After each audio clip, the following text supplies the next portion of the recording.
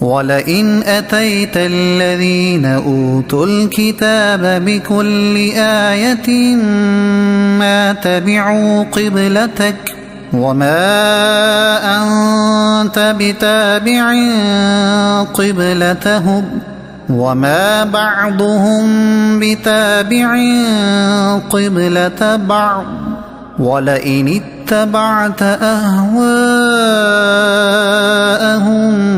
مِنْ بَعْدِ مَا جَاءَكَ مِنَ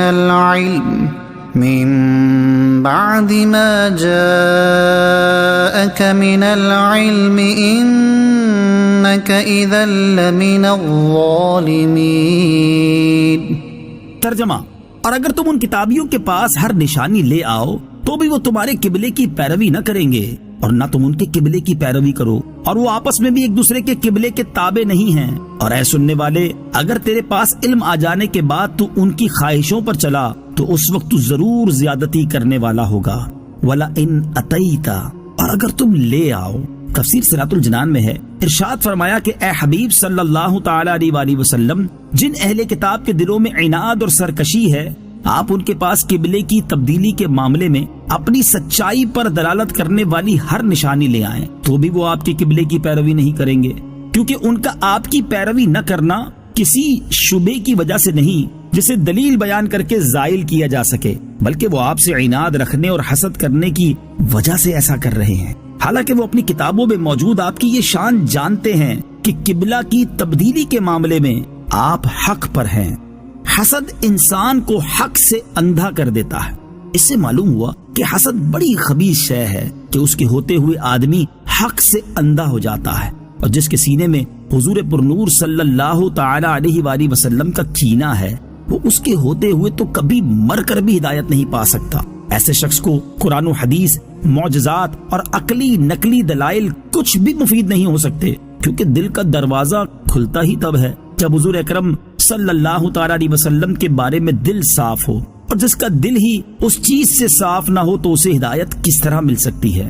وَمَا أَنْتَ بِتَابِعٍ قِبْلَتَهُمْ، اور نہ تم ان کے قبلے کی پیروی کرو۔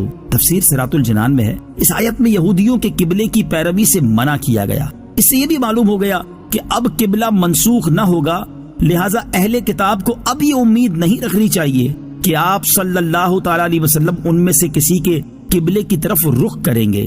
وَمَا بَعْضُهُمْ بِتَابِعٍ قِبْلَةَ بَعْضٍ، اور وہ آپس میں بھی ایک دوسرے کے قبلے کے تابع نہیں ہیں۔ تفسیر صراط الجنان میں ہے، یعنی اے حبیب صلی اللہ تعالی علیہ وآلہ وسلم، اہل کتاب آپ کی مخالفت کرنے میں تو متفق ہیں، لیکن قبلے کے معاملے میں یہ خود بھی ایک دوسرے کے مخالف ہیں، اور جس طرح ان سے یہ امید نہیں کی جا سکتی کہ وہ آپ سے متفق ہو جائیں، اسی طرح ان کے آپس میں متفق ہونے کی بھی کوئی امید نہیں کی جا سکتی۔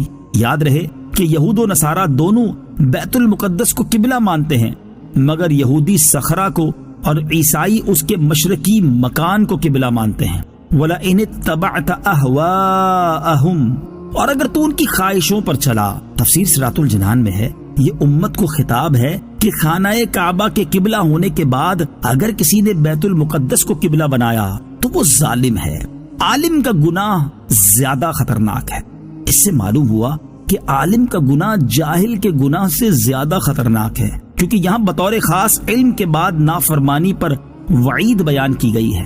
حضرت زیاد بن حدیر رضی اللہ تعالی عنہ فرماتے ہیں کہ مجھ سے حضرت عمر فاروق رضی اللہ تعالی عنہ نے فرمایا، کیا جانتے ہو کہ اسلام کو کیا چیز ڈھاتی، یعنی اسلام کی عزت لوگوں کے دل سے دور کرتی ہے؟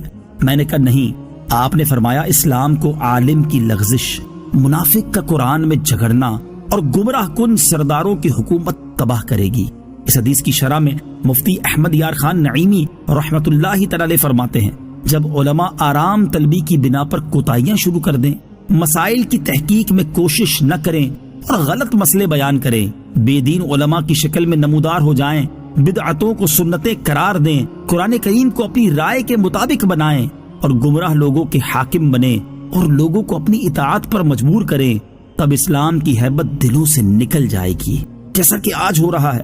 بعض نے فرمایا کہ عالم کی لغزش سے مراد ان کا فسق و فجور میں مبتلا ہو جانا ہے۔ عالم کا جاہلوں کی خوشامد کرنا تباہی کا باعث ہے۔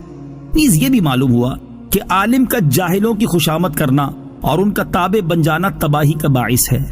علماء کو امراء سے دور ہی رہنا چاہیے تاکہ ان کی خوشامد نہ کرنی پڑے۔ حضرت عبداللہ ابن عباس رضی اللہ تعالی عنہما سے روایت ہے، رسول اللہ صلی اللہ تعالی علیہ وسلم نے ارشاد فرمایا کہ میری امت کے کچھ لوگ دین سیکھیں گے اور قرآن پڑھیں گے اور کہیں گے ہم امیروں کے پاس جائیں گے اور ان کی دنیا لے آئیں گے، البتہ اپنا دین بچا لیں گے، لیکن ایسا نہ ہو سکے گا۔ جیسے ببول کے درخت سے کانٹے ہی چنے جاتے ہیں، ایسے ہی امیروں کے قرب سے نقصان ہی ہوگا۔